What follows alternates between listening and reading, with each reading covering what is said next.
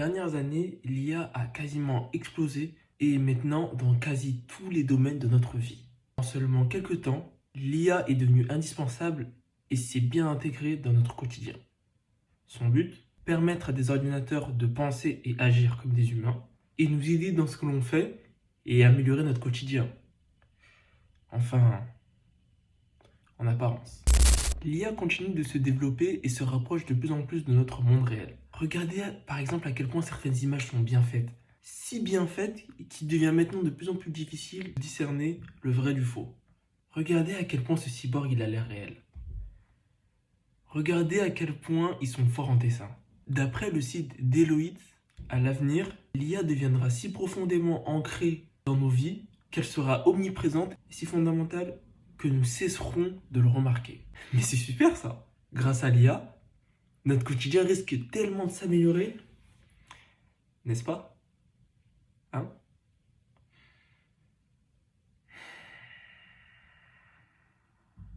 Oui et non. Non. Certes, l'IA va améliorer notre confort, mais ce qu'elle risque aussi, c'est de détruire notre quotidien. T'as vu ou pas l'antithèse? T'as vu ou pas? Allez, on continue. Car oui, pour moi, l'IA finira par nous rendre idiots. Ouais, pour moi, l'IA finira par nous rendre idiots. Avant de continuer, je me présente. Je m'appelle Prince Aiden. J'ai également une chaîne TikTok et YouTube qui parle de catch qui s'appelle Just Mayo.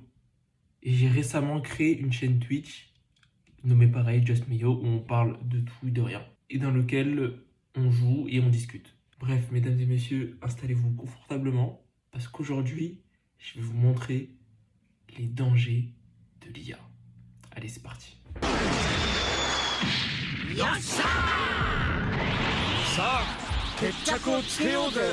Du coup, je vais baser mon argumentaire autour de ChatGPT parce que c'est l'IA que je connais le mieux, entre guillemets. Oui, niveau technologie, je suis pas bon, je suis pas ouf, voilà. Donc moi, il n'y a que ChatGPT que je connais vraiment et du coup, je suis un peu plus qualifié pour parler de ça. Voilà. Certes, il sera plus facile, par exemple, de créer du contenu. Certes, il sera plus facile de trouver réponse à nos questions, ce qui va nous faire gagner du temps. Mais c'est justement ça le problème.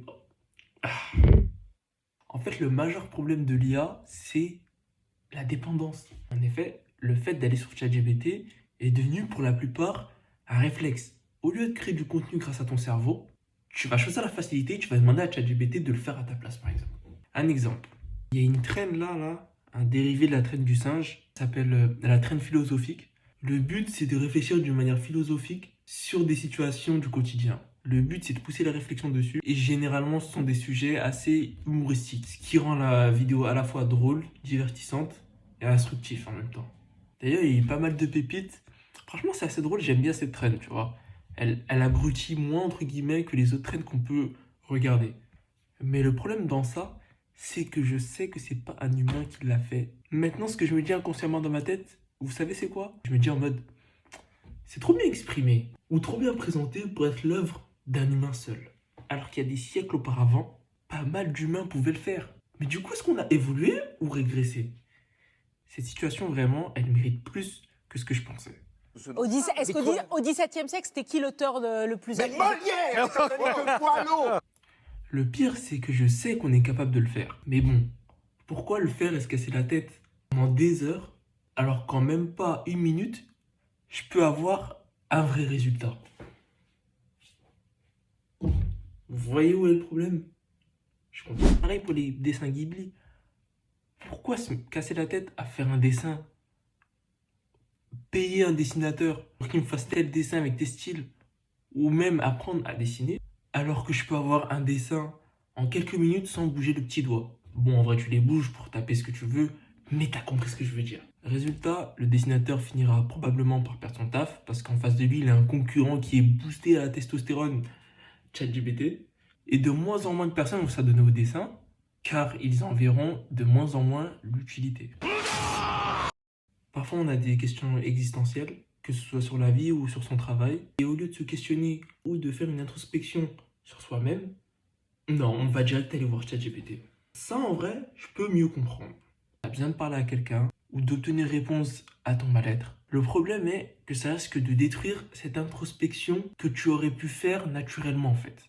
C'est un peu la facilité et éviter le processus qui te permettrait de trouver la réponse par toi-même. J'espère que vous me suivez et que vous voyez bien ce que je veux dire dans ce cas-là. Vous voyez tout ça? Ça nous nuit.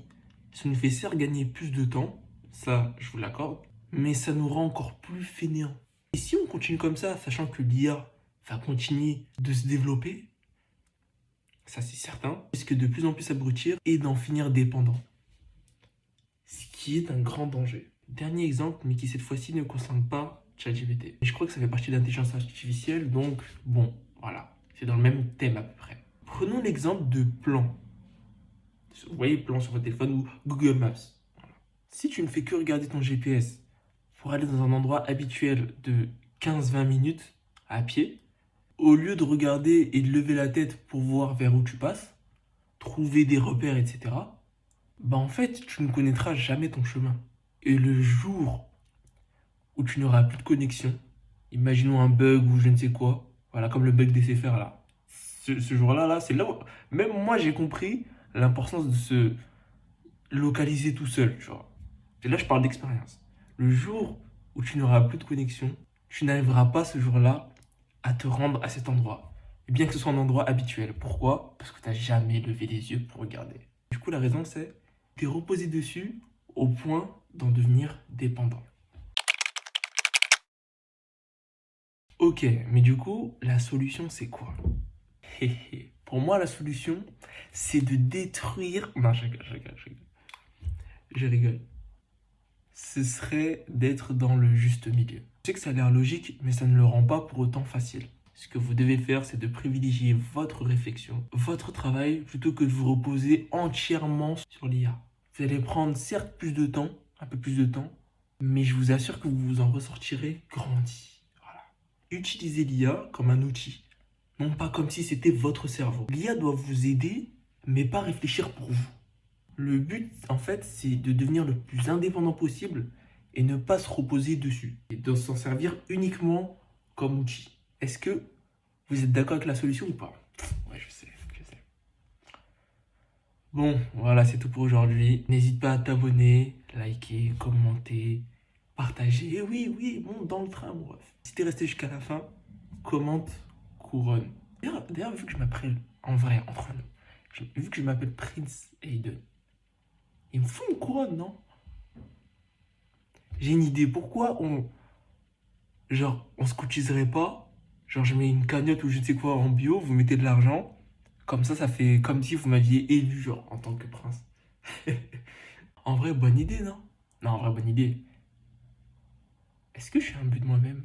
Très bonne question, je vais aller demander à ChatGPT pour voir. Non, je rigole. Bon, allez, on se dit à la prochaine. Tchuss. If they set that android free, it will be the end of all of us! No!